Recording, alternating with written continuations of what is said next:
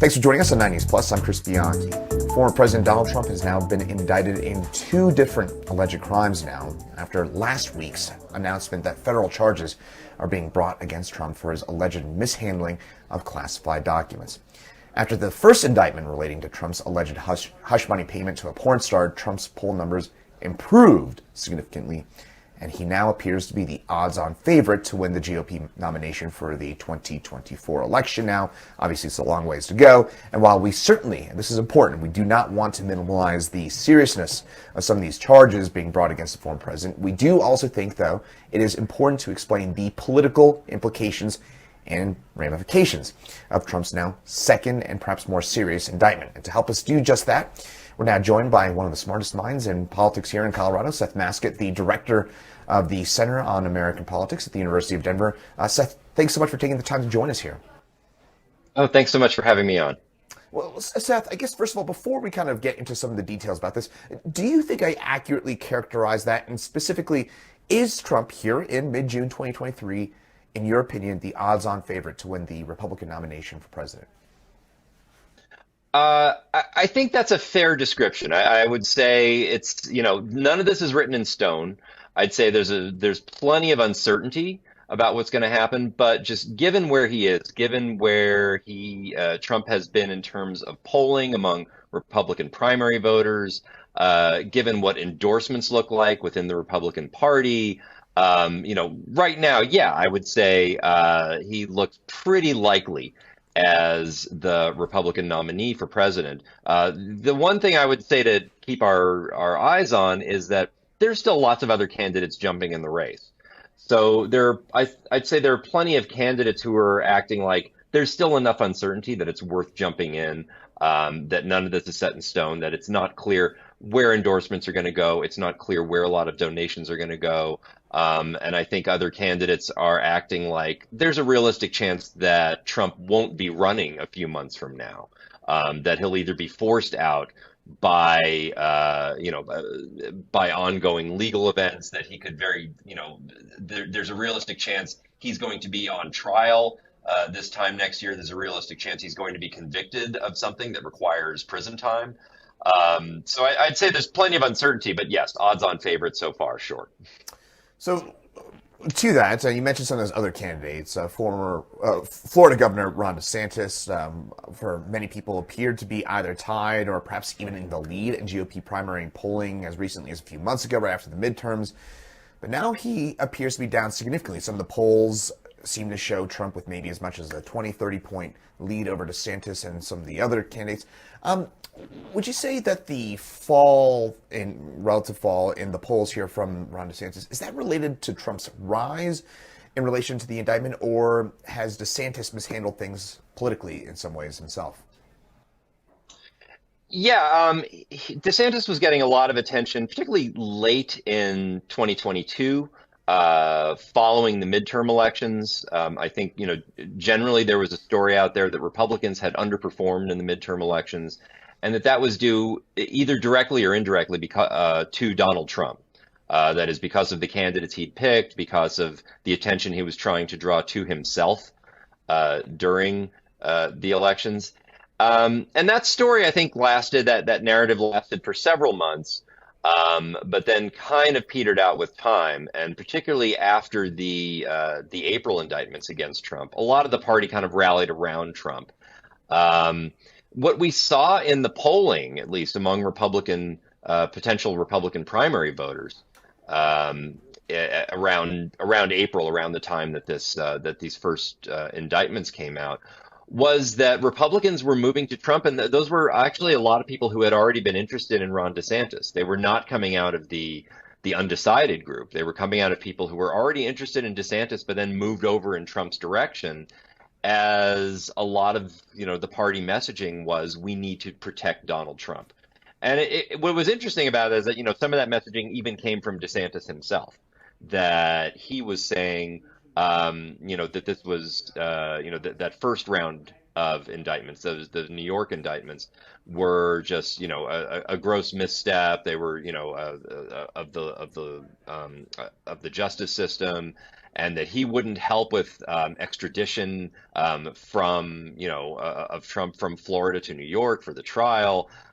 So this just sort of was symbolic of an overall closing ranks behind Trump. I think it's been a little different, and we've only had a few days since this most recent wave of, the most recent indictment from the special counsel, Jack Smith, which is, I think, being taken a lot more seriously by a lot of people. DeSantis himself was very critical of the indictment, but other candidates have been a little more measured about it. Nikki Haley and Mike Pence, for their parts, have said that these are these are serious charges.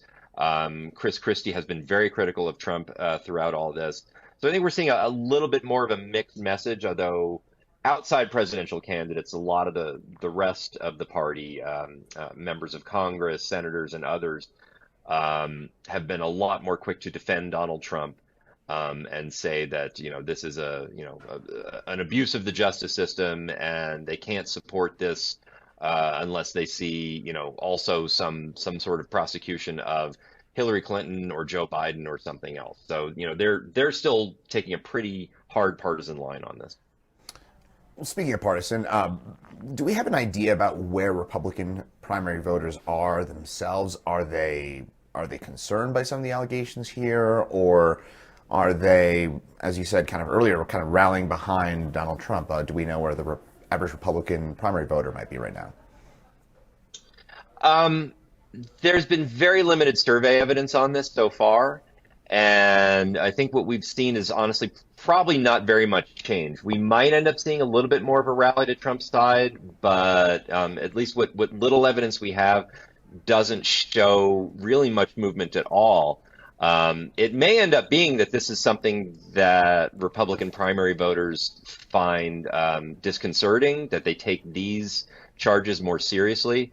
I think the overall media messaging about this, even on conservative media, has been a little more mixed, with some Republican political observers taking these charges pretty seriously, and others just sort of rallying to Trump's defense on this. So I think it's a little early to say for sure. I've been doing some interviews with Republican county chairs across the country, and that's still ongoing. But I've heard from a few of them that they just that they take these charges more seriously than they did the ones back in April coming out of New York. That the charges have to do with national security issues. They are, I think, a little easier to understand, and they potentially just look a lot more serious. So some folks are holding their fire and just waiting to see what comes from this. But there's I think the potential for primary voters to be taking this more seriously. Well, also worth noting, these are not the only investigations into Donald Trump right now. The state of Georgia, what appears to be a very serious inquiry into potential mischaracterization of the election in 2020 there, where Trump was on the phone call with the Secretary of State, Brad Raffensperger, saying, find me 11,000 more votes. The Department of Justice also looking into January 6th as well. So could further indictments, and granted, we're obviously speculating here, Seth, so I want to put in an important asterisk here. Could further indictments create a bit of an avalanche, and essentially where Trump is being investigated from so many different angles that the average Republican primary voter starts to just get a bit more of a picture that's a bit more damning of the former president? Yeah, I think for pretty loyal Trump supporters within the Republican primary electorate, some of those folks are just seeing this as just more evidence of what Trump has been saying all along, that the institution, the establishment, the deep state, whatever you want to call it, is out to get him. And they're going to use whatever means they have to go after him. But I think for others, and that does not necessarily describe a majority of the Republican electorate. I think for others who have maybe a bit more on the fence, who actually, liked the things that Trump did during his presidency, maybe would be inclined to vote for him again, but they just see this piling on.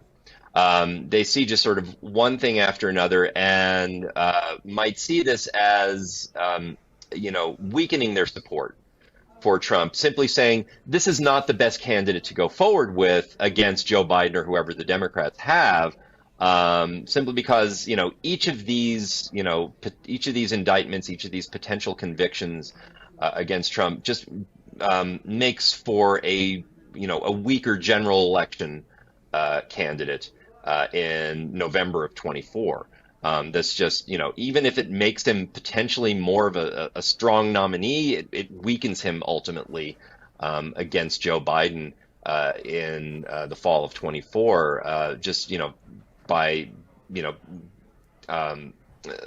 by kind of undermining any ability he has to win over swing voters, win over independent voters, or anything like that. So I think there are definitely some Republican voters who are seeing this as like, this is not the strongest nominee to go forward with, and potentially being open to someone else at this point. But they have a ways to go before that happens. If it is someone else, is it DeSantis who is the strongest candidate, or DeSantis has presented himself as Trump without the chaos? Is it Nikki Haley? Is it Mike Pence, former vice president, of course? Who do you see as the number two at this point? Again, granted, it's mid-June 2023. I mean, right now, DeSantis has made a pretty strong case for himself. He's still polling in the double digits, and no one else can make that claim. So, I think he stands to inherit a fair amount of this. I think a lot of other candidates are running, in some ways, they're running for the world in which Trump actually drops out, in which he is no longer seen as a viable candidate, and he's taken out of contention. If that happens, then you have a very different ballgame, right? You have a lot of these other candidates who have really made a point of trying not to attack Donald Trump specifically. And yeah, that could be Haley. That could be Tim Scott. I don't really see a world in which that's Mike Pence, but, he probably does. So there's potentially work for other candidates in there, but DeSantis is one of the few really with, widespread name recognition, who has won over, a fair number of people who are like, well, I like Trump's policies, but I worry that he's kind of erratic and could get indicted. But they, DeSantis is maybe the Trump without Trumpism, the Trump without some of the baggage that they've been looking for. So he's potentially the one to inherit this. But one thing that I think we have a lot of uncertainty in that, a lot of the American public just hasn't heard most of these people speak. They don't know what to expect of them.